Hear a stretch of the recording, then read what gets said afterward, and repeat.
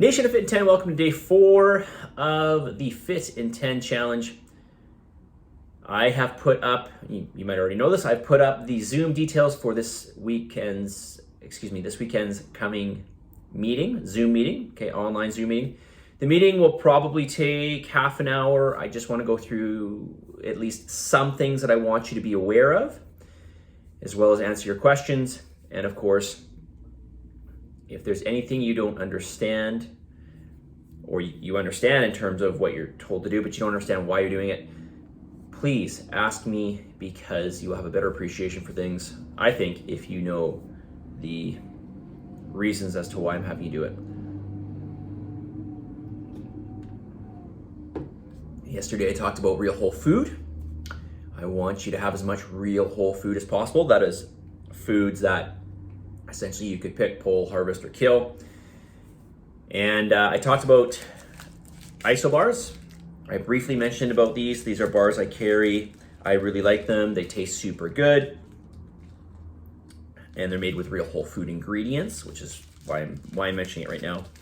So while this may not be a real whole food, it's made with real whole food ingredients. And the only downfall with these is that there's no preservatives, okay? And I say that's not really a downfall, but it's a downfall in the sense that they don't have a long shelf life. But it makes them more expensive, okay? Because they just can't produce large batches. They've got to do smaller batches, and so they can't get a good cost per bar. But that's just, it's just the way it goes. When you're looking for quality, you essentially you've got to pay for it. So, and I will tell you straight off, I'm not lying when I say this. I sell like a host of products, including protein powders and vitamins, etc., fish oil.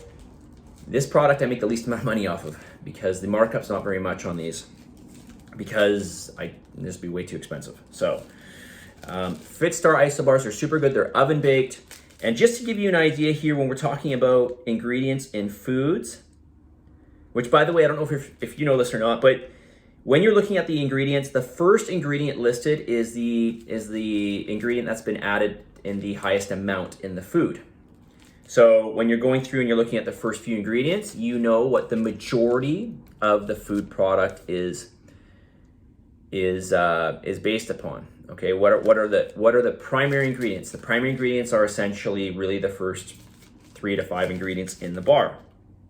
In the case of an ISO bar here, we've got oats, whey protein isolate, honey, peanut butter, cranberries, sesame seeds, sunflower seeds, almonds, blueberries, and the list goes on.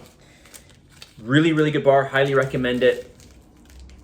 As I mentioned, they are a little bit higher on the price point. Another great bar that's out there. Well, I won't get into bars. I'll get into bars soon, all right? I'll talk about that soon, because I don't want to make this video all about bars. But just to give you an idea here, acceptable bar. Here's a bar that I really wouldn't encourage you to eat.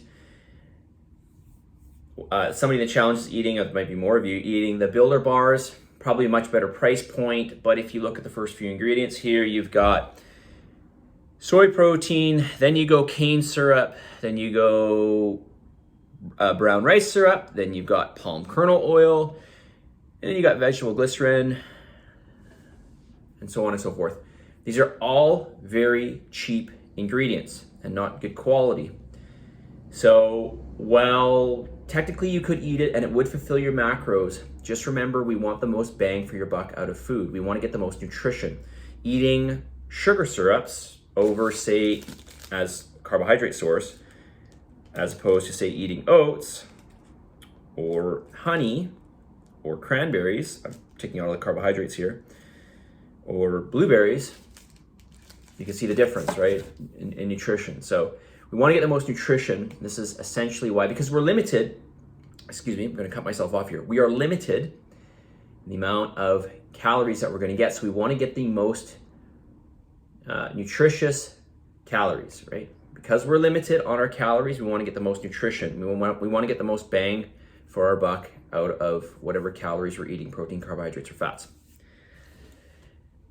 Speaking of calories, why don't I just talk a little bit about alcohol? So for the 70 days, you are not going to have any alcohol.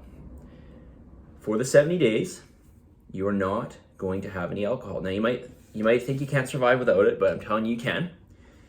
And I want you to go through these 70 days to experience what it's like not to have alcohol. All right? Going through a couple days of not drinking alcohol is not experiencing what it's like to go, certainly not like experiencing 7 days. I want you to go the 70 days without drinking alcohol. Okay? Because I know there's a lot of you, I'm not suggesting you're an alcoholic, but I know there are a lot of you that, I know there's got to be at least some of you, because I deal with this, honestly, 50% of the people that I sit down and talk with, I can already see a level of apprehension or anxiety if I tell them you can't have alcohol, okay? So I really want you to not have any. I want you to cut it out completely, at least for the 70 days. And I want you to experience what that's like, okay? That's part of the 7-day challenge, which I did not write about.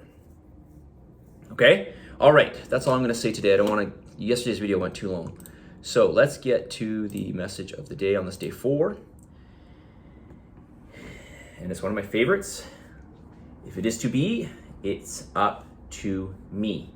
If it is to be, it's up to you.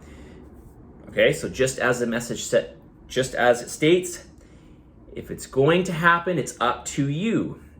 If you're gonna make it happen, make it happen. If it's not gonna happen, well, you're not making it happen, okay? You've got to put the effort in, and this challenge is not hard in terms of having any sort of special qualities. Though I won't argue that some of you are wired differently. We're all wired differently, okay? So there could be aspects of this that might be easier for some people just based on the fact that they are by nature more organized, or they like structure. Okay, so maybe in that regard. But in terms of having any special quality, any special genetics, or being blessed with whatever, all right? It's not like I'm asking you to, vertical jump 50 inches or something, right? That would take a certain genetic talent that only a few people have. In this case, it just requires effort and organization. Effort and organization, essentially, and some other things. You've got to put the effort in, and you've got to organize yourself, okay? Plan and prepare your meals in advance. There is no estimating your food. Everything you eat, I want you to ask yourself, do I actually know, am I estimating, or do I actually know exactly how much this is, all right? And as I stated yesterday, half of an apple, or whatever, half of a yam, apple's not the best example. Let's take a yam. Half a yam, that's certainly not, right? That's not accurate, right? So, gotta weigh everything out. Weigh everything out. Weigh everything out, okay? There are some exceptions. We'll go through that maybe tomorrow, all right? Positive energy, positive vibes, believe in yourself, and for the love of God, give some gratitude, and I will talk to you all tomorrow.